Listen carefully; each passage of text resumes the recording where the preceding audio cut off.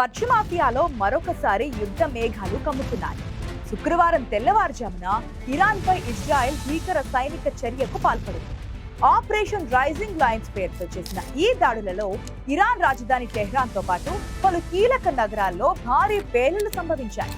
Iran అణు కేంద్రాలు, సైనిక స్థావరాలే ప్రధాన లక్ష్యంగా ఈ దాడులు జరిగినట్లుగా అంతర్జాతీయ మీడియా వర్గాలు నివేదిస్తున్నాయి. ఈ పరిణామంతో ప్రాంతీయంగా తీవ్ర ఉద్రిక్తతలు నెలకొన్నాయి. ప్రపంచ దేశాలు ఆందోళన వ్యక్తం చేస్తున్నాయి. అయితే ఇరాన్ సైతం ఇజ్రాయెల్ పై ప్రతిదాడులు నిర్వహించింది. కానీ 2 రోజుల యుద్ధానికే ఇరాన్ కాళ్ల బేరానికి వచ్చినట్లు సమాచారం. అణుస్థావరాల లక్ష్యంగా గగనతల దాడులకు దిగిన ఇజ్రాయెల్ పై అంతే స్థాయిలో అత్యాధునిక మిస్సైళ్లతో ఇజ్రాయెల్లోని టెల్ అవీవ్ పై ప్రతిదాడి చేసింది ఇరాన్. ఆ తరువాత తాము కేవలం ఆత్మరక్షణ కోసమే టెల్ అవీవ్ పై దాడి చేశామని, ఇరాన్ పై ఇజ్రాయెల్ సైనిక చర్యను నిలిపివేస్తే తాము కూడా దాడులు ఆపేస్తామని ప్రకటించింది. ఈ మేరకు ఆ దేశ విదేశాంగ శాఖ మంత్రి అబ్బాస్ అరాక్చి వెల్లడించారు. శనివారం అర్ధరాత్రి నుంచి ఆదివారం వరకు వందల సంఖ్యలో క్షిపణులను ప్రయోగించింది ఇరాన్.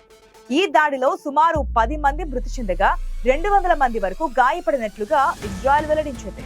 పరిస్థితులు డిమాండ్ చేస్తే తప్ప ఇజ్రాయెల్తో వివాదాన్ని పొరుగు దేశాలకు విస్తరించాలని తాము అనుకోవడం లేదని అబ్బాస్ అరాక్చి అన్నారు.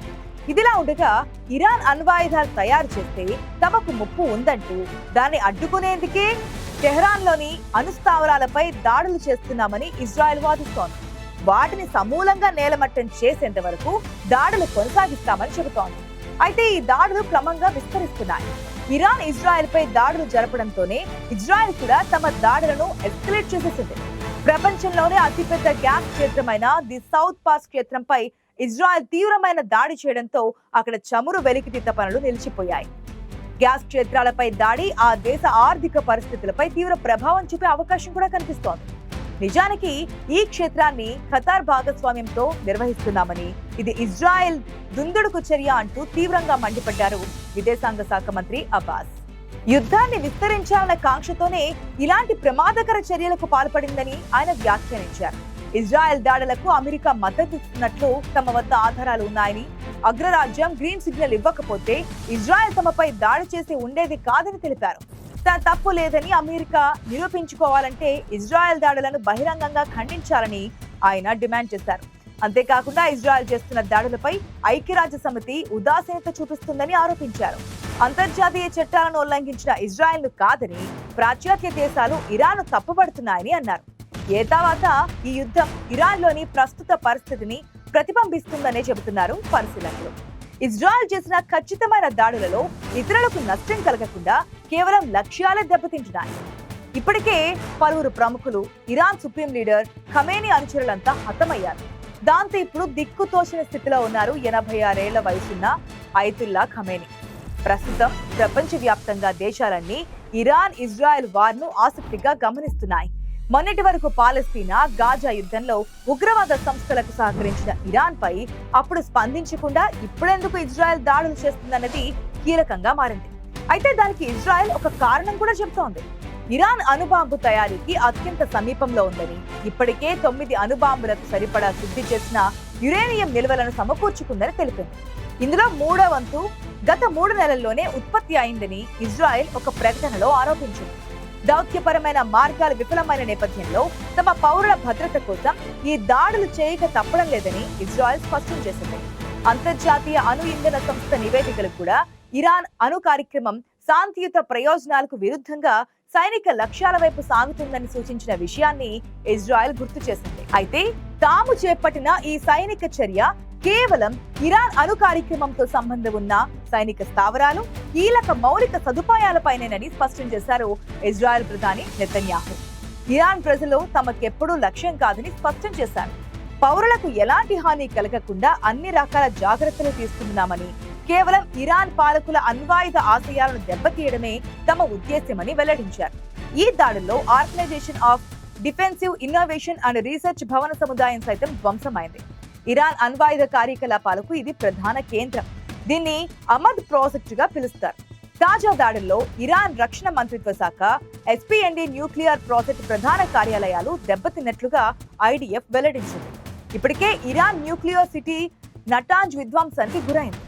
నటాంజ్ సిటీలోని అణు మౌలిక సదుపాయాలను లక్ష్యంగా చేసుకుని దాడులు సాగించింది ఇజ్రాయెల్. అలాగే ఫోర్జ్, టెహ్రాన్ చుట్టూ ఉన్న ఇతర వ్యూహాత్మక ప్రదేశాలను తుత్తునియలు చేసింది. ఈ ఆపరేషన్ లో 200కు పైగా వార్ క్రాఫ్ట్లను వినియోగించింది. ఈ దాడుల వెనుక అమెరికా హస్తం ఉందని ఇరాన్ ఆరోపించింది. న్యూక్లియర్ ఒప్పందాలు చేసుకోవడాన్ని నిరాకరించడం వల్ల తమపై ఇజ్రాయెల్తో దాడులు చేస్తుందని, అది సాగుతుందంటూ ధ్వజమెత్తుతోంది. అమెరికా సైతం తమ ప్రతీకార దాడులను ఎదుర్కోవాల్సి ఉంటుందని హెచ్చరించింది. దీంతో తమ జోలికి వస్తే తాట తీస్తాం అటు అమెరికా అధ్యక్షుడు డొనాల్డ్ ట్రంప్ ఇరాన్ ను హెచ్చరించినటువంటి సిచ్యువేషన్ కూడా మనకు కనిపిస్తోంది. ఇటు ఇరాన్ చేస్తున్న ఆరోపణలను తోసిపుచ్చారు. ఎటువంటి ఆధారాలు లేకుండా ఇరాన్ తమ ఆరోపణలు చేస్తుందని, అమెరికాపై దాడులు చేస్తామని హెచ్చరించడం పట్ల ట్రంప్ అభ్యంతరం వ్యక్తం చేశారు. తమ దేశంపై దాడి చేయడానికి ప్రయత్నిస్తే అమెరికా సాయుధ దళాలు పూర్తి స్థాయిలో ఇరాన్పై యుద్ధానికి దిగుతాయని తేల్చి చెప్పారు. ఇంతకుముందు ఎన్నడూ చూడని స్థాయిలో ఇరాన్పై యుద్ధానికి దిగుతామని స్పష్టం చేశారు. ఇరాన్పై ఇజ్రాయెల్ దాడిలో తమ ప్రమేయం లేదని వివరించారు. ఈ ఘర్షణల మధ్య తమను లాగితే మాత్రం తీవ్ర పరిణామాలు ఉంటాయని పేర్కొన్నారు. అయితే ఈ యుద్ధం ఇప్పుడప్పుడే ఆగేలా కనిపించడం లేదు. నెమ్మదిగా ఒకరి తర్వాత ఒకరుగా రెండు పక్షాల మిత్ర దేశాలు రంగంలోకి దిగుతున్నాయి.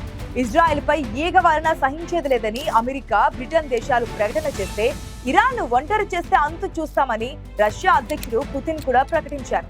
దీంతో యుద్ధం మరింత తీవ్ర రూపం దాల్చేలా కనిపిస్తోంది.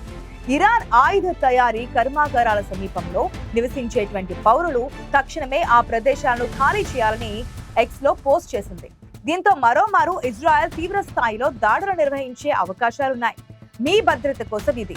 దయచేసి ఆయుధ తయారీ కేంద్రాల సమీపంలో నివసించేవారు ఆ ప్రదేశాలను తక్షణమే ఖాళీ చేయండి. మళ్లీ చెప్పే వరకు ఆ ప్రదేశాల వద్దకు రావద్దు. ఇక్కడ ఉండడం మీకు ప్రమాదకరం అని ఐడిఎఫ్ అరబిక్ ప్రతినిధి తెలిపారు. ఇరాన్ రక్షణ మంత్రి అజీద్ నసీర్జాదా మే 4వ తేదీన ఒక కార్యక్రమంలో మాట్లాడుతూ తమ వద్ద సరికొత్త బాలిస్టిక్ మిసైల్ సిద్ధమైందని ప్రకటించారు. అది అమెరికా థాడ్, పేట్రియాట్ గందరగల రక్షణ వ్యవస్థలను కూడా ఛేదించుకుని వెళ్లగలదని పేర్కొన్నారు.